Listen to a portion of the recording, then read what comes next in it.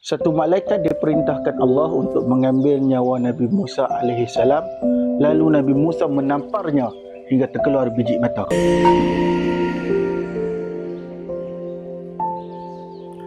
Assalamualaikum, hai, kembali lagi ke channel Kepiah Babuk.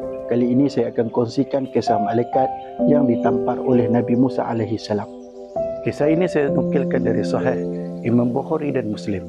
Rasulullah sallallahu alaihi wasallam bersabda bahawa suatu hari malaikat maut bertemu dengan Nabi Musa. Lalu malaikat itu berkata kepada Nabi Musa, "Jawablah seruan Tuhanmu, bermakna aku akan mencabut nyawamu." Maka Nabi Musa terus menamparnya sehingga terkeluar biji mata. Beliau terus kembali dan mengadu kepada Allah Subhanahu wa taala dan menceritakan kisah yang berlaku di antara beliau dan Nabi Musa. Maka Allah Subhanahu wa taala mengembalikan mata malaikat ini semula.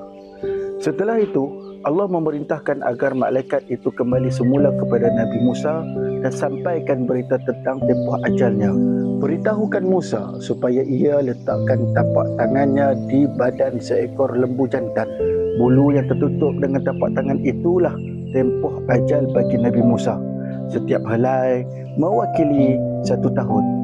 Jika cukup keseluruhan jumlah bulu tersebut, maka akan tibalah ajal Nabi Musa.